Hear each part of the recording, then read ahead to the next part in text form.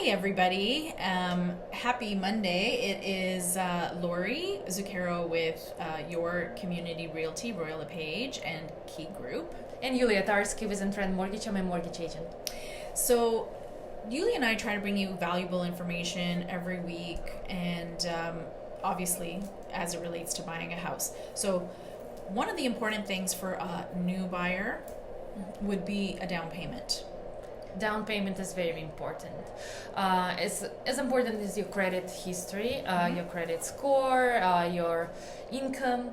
Now we're talking down payment. So down payment, how much do you need to save? How much do you need? Yes. That's the important question. All right. So in Canada, minimum down payment for the properties that are priced below 500,000 is your 5%.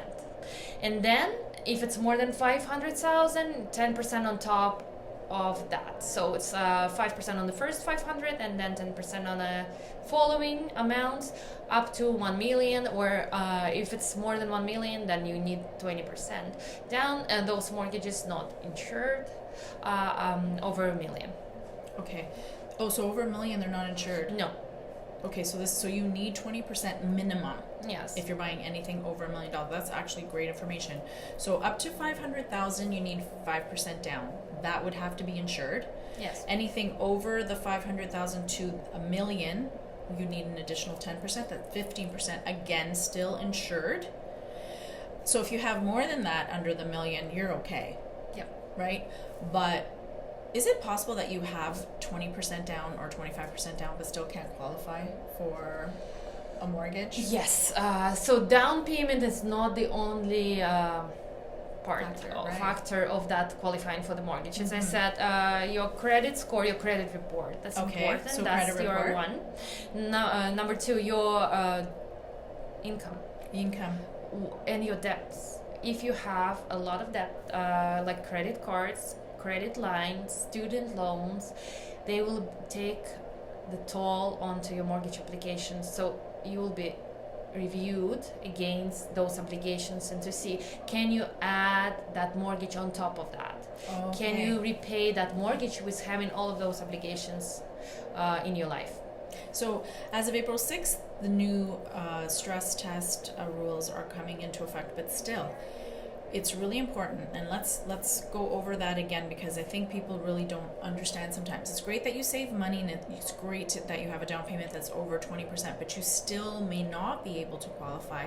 That's why it's really important to speak with your mortgage broker as well, because one of our episodes was about credit reports, yes, right? And credit scores and how to improve them. It's about your debts, it's about reviewing, it's about what to pay down to help you qualify. Yulia can walk you through that. Sure. And a consultation with her is absolutely free. It's free, yes. And it's worth your while. It's worth your time and her time. And if you weren't able to qualify before April 6th, now you have an opportunity to possibly qualify. Yeah, and if you have 5% or more down but below 20%, you need to know about default insurance. How would it affect you? How much would it cost you, and factor it in as well into your obligations, because that will be another large sum that you are responsible for as the buyer. Which is the insurance, the default insurance. Default insurance, okay. Yes. So I wanted to ask you one other thing before we close off for today, and that is, I hear that new builders, so new build, so pre-con we're talking about, sometimes they offer their own in-house financing. Yes, I hear that.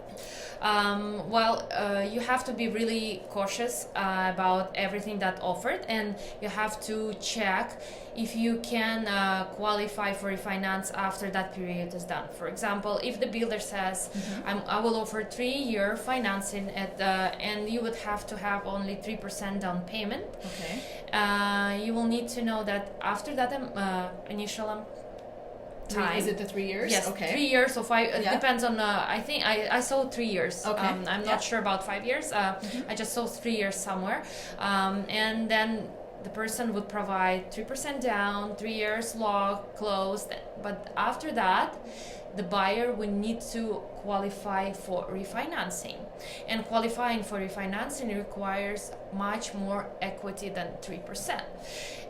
If your property went up at this period of time in the 3 years substantially, and you have accumulated 20% equity in your property, then it's good. Then you can qualify You're for the okay. bank. But if you go to the lender and you get your appraisal and your appraisal comes down and your equity actually below that what is needed for your refinance, then you will not be able to refinance or will have difficulty refinancing. Unless you can come up with the cash.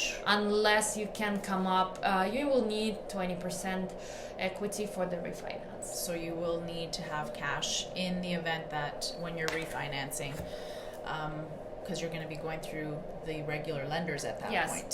Because they will offer you only 80% loan to value. Right. So it always is refinance. 80% loan to value. So always check everything out. Like Yulia said, you need to be cautious. No matter what you're doing, make sure that it's Be the right prepared. decision for you. Maybe this construction, maybe the loan from the builder will be good choice in it'll your help you. situation. Maybe it will Exactly. help you, but you have to come to this decision knowing everything that it entails after. So Exactly. just don't jump into decisions, conclusions without doing your homework first. It's so important to do your homework. And one of the things that Yulia always says is go to canada.ca. That's a first source of information. And then talk to your mortgage broker, talk to a realtor. Mortgages and real estate go hand in hand, and we are here to guide you and help you and make sure you're making the right decision Of for course. yourself. Yeah. Thank you so much for joining us again. Thank you. Enjoy your day. Have a great week. Bye.